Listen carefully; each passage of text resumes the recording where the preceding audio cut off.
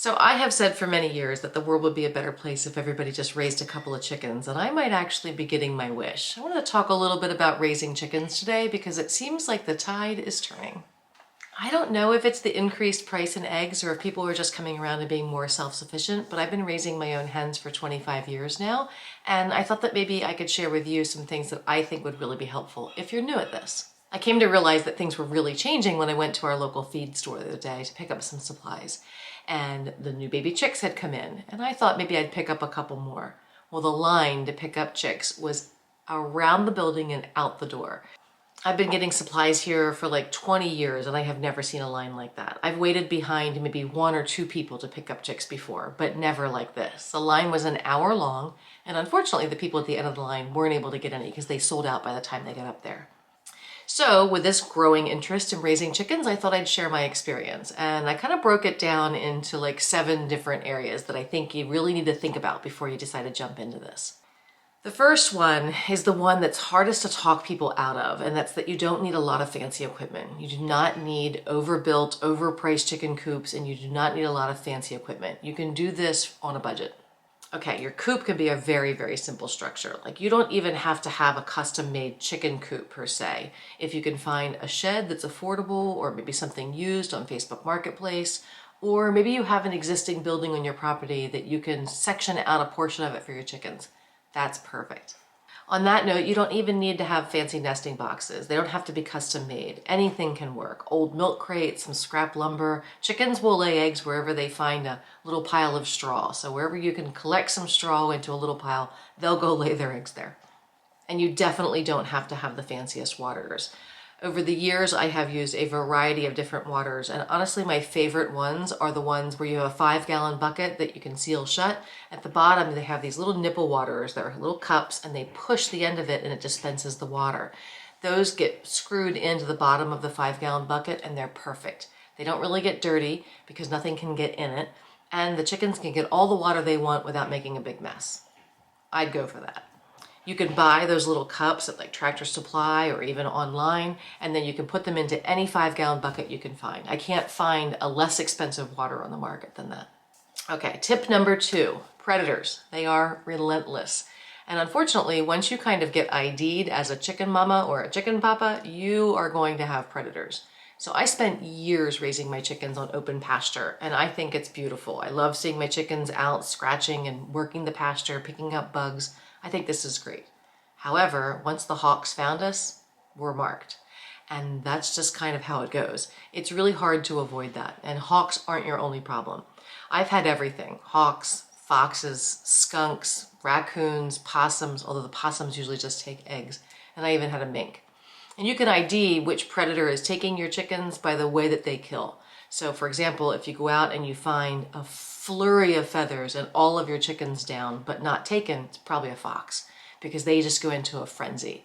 If you find 1 or 2 dead or 1 or 2 missing, it might be a hawk, because they will pick them up and take them back. On the other hand, if you happen to find a chicken where you see the neck but no head, it's been stripped down, that's a mink. So you can kind of learn how they kill and find out what your predators are. The reality is that if you're having predators take your chickens, you're probably going to have to build some sort of a pen. And this year, for the first year, I am building a completely enclosed run. I have given up on having open pasture chickens. While I love it, it's not sustainable here where I live.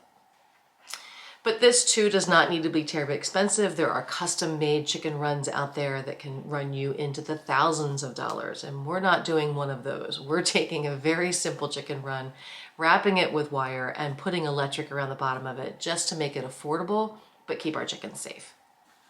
I think it's better to spend your money on security than it is on a coop, so we are building a new coop, which is a little stronger and better than our old coop, and we're not doing anything terribly fancy. We're just going to build enough square footage for every one of our hens and a few nesting boxes.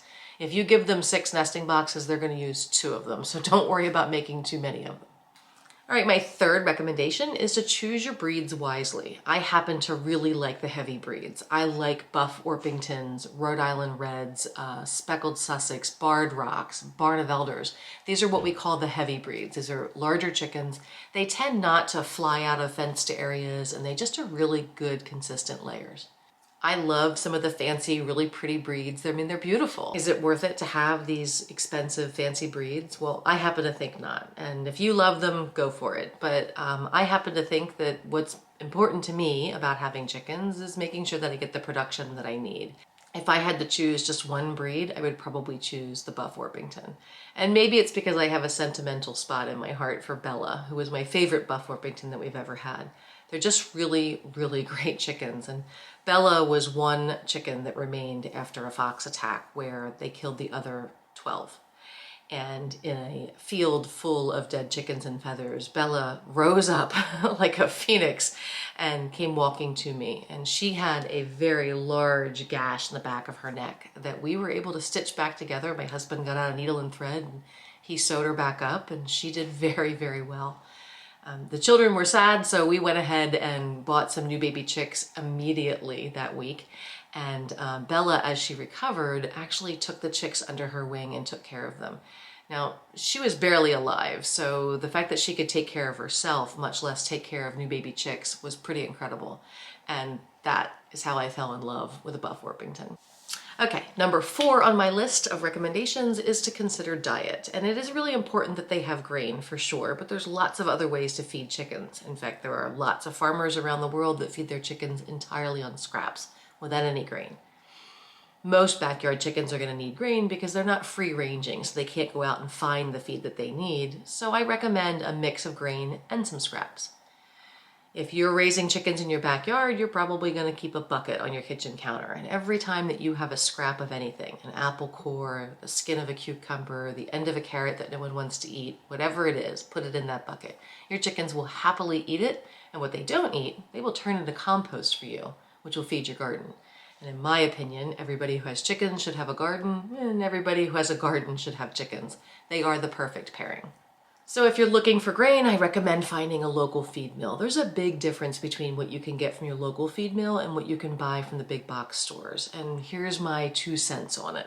My local feed mill is going to be able to tell me exactly where the grain was raised. So I know it's coming from a local farm. And then when I buy that bag of grain, I'm taking care of 2 businesses. I'm taking care of the local farmer and that feed mill. And I think that's a really important relationship to have. Let's keep our dollars local and take care of the small businesses and the hardworking farmers near us that are making products for us. But grain's not enough, so we have to give them kitchen scraps. And if you want to supplement even a little bit more than that, then you can grow things like sprouted grains and fodder. And it's relatively easy to grow. You'd have to really start a new tray almost every single day and go give them some fresh greens. This is really, really good for their diet. And you can actually see the difference. So if you take a store-bought egg from a factory farm versus one of your backyard eggs and crack them open side by side, you're going to see that yours have a very golden, dark yolk. And that is the sign of a really, really healthy egg. The pale eggs that we often get from the grocery store just don't compare in terms of nutrition. So what you give to your chickens is what you're going to get back from them in kind. So take good care of them. In addition to grain and kitchen scraps and sprouted grains, if you want to use something like that, make sure that you're taking their shells, drying them out and crushing them, and give those shells back to them. Those are really valuable for them for calcium, and it's a great way to recycle. So we just crush them and stick them right in with our compost. We put it back out there. They're picking through it and they're picking out what it is that they need. Chickens are great. They can actually determine when they need certain things and they will seek it out. And as far as diet is concerned, how much you give them kind of depends upon their environment. So if they're free range in an open pasture, hopefully you have a livestock guardian dog or some goats or something that can help protect them. But if they're out in open pasture, you won't have to feed them as much. If they're confined, you're going to have to feed them more. But they can't really be overfed, so feel free to keep their grain tray full at all times. They're not going to overfeed themselves the way your dog might. Okay, next in line is to talk about keeping the coop clean. So it's really important that chickens have a really dry and clean environment to live in, but I think there's a lot of misunderstanding about what clean means to a chicken. Remember, these are barnyard animals, so manure can be clean. I know that's hard for some people to understand, but it is really important to understand if you're going to raise chickens. So there's real value in the deep litter method. There's a couple of reasons for it. 1, it creates outstanding compost, and 2, it creates heat inside your chicken coop. And we'll talk about that more in a minute. But the deep litter method is valuable because you're going to lay straw or chips down the bottom of their coop, and they're going to have manure on top of that, and we're going to keep piling, and they're going to keep adding, and we're going to keep piling, and it's going to build up over time. These layers of chips or straw, whichever you choose to use, and manure, and then chips and straw, are really important because if you don't add the dry material, it won't be able to absorb up all of that manure, and the manure will be super wet inside the coop. This can lead to disease. Bumblefoot is something that's really dangerous for chickens, and it's almost entirely caused by chickens being in a wet environment. So make sure you keep it dry. But don't fall under the illusion that manure means dirty, because it's not. I wouldn't necessarily recommend that you touch it with your bare hands, but manure is clean for chickens. They actually peck through it and pick out a lot of bugs. So let's make sure that we're just layering. You can use things like diatomaceous earth, some farmers use lime, but wood chips, just not cedar. Make sure you're using pine chips. And straw are really good absorbers. So just make sure that you're making layers. So if the manure is starting to build up, make sure you're layering straw. And I just keep a flake nearby and just spread it out and spread out the straw as they go. And then they will build up. And by the end of the season, it could be a foot or more deep. This is outstanding resource for you to be able to take to your compost bin and make compost for your garden. Sometimes you're going to have to add some greens to it, or maybe some browns like some leaves. But while you add all those things together, you can make outstanding compost to feed your garden, and then the scraps from your garden go back to feed the chicken, and thus the circle. And I think that if every family did this, we could really do a lot to reduce the amount of plastics in the world, the amount of shipping for produce, and just the travel back and forth to a grocery store. So even in the smallest backyards, you can have a couple of chickens at a small garden. I hope that more people are encouraged to do it. Okay, so we talked about clean and dry, we've talked about diet and what variety of chicken you'd want, making sure that you have them safe from predators, and then of course you don't need a lot of fancy equipment. One other thing that you definitely don't need is heat lamps. I wish I could just talk people out of heat lamps completely. Now, I use heat lamps for our baby chicks in a very, very exclusive set of circumstances. I would never, ever put a heat lamp inside of my coop, especially a wooden coop that's full of straw or wood chips, because the amount of fires that happen where people lose their entire flock and their buildings, or worse yet, it catches onto their home and it burns their home down, it's just unnecessary. Fully feathered chickens can tolerate a phenomenal amount of cold temperatures. Sometimes they can get a little frostbite on their comb, sometimes they can get a little frostbite on their toes, but as long as they have a warm location to go to, you shouldn't have any issue with keeping your chickens in cold temperatures.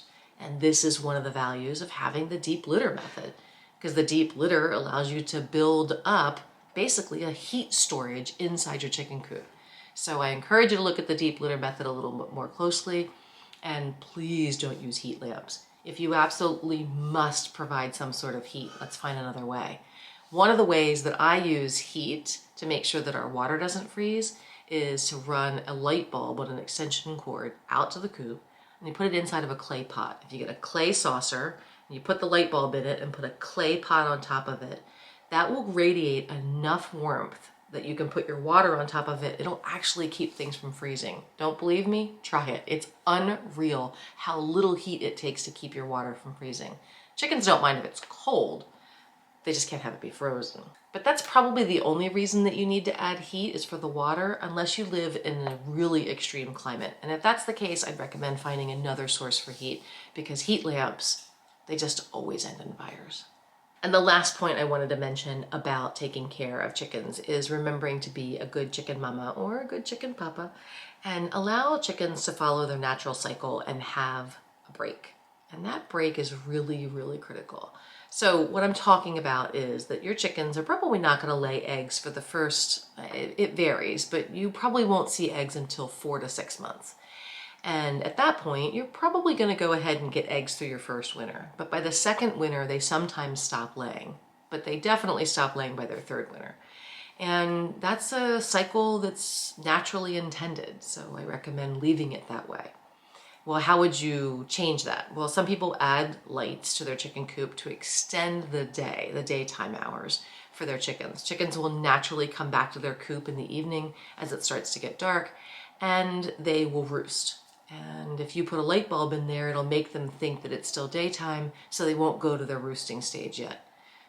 But naturally, their bodies and their brains tell them it's time to slow down and it's time to stop laying eggs for this season. And if we change that cycle with lighting, I don't think it's as healthy for the chickens. This is my personal preference, and you'll do whatever it is that you want to do, but my personal preference is to kind of follow nature. So how do I keep my family in eggs if I'm allowing them to have this natural cycle? Well, it's simple. If you start out with 6 chickens the first year and you have enough eggs for that first winter, that's great.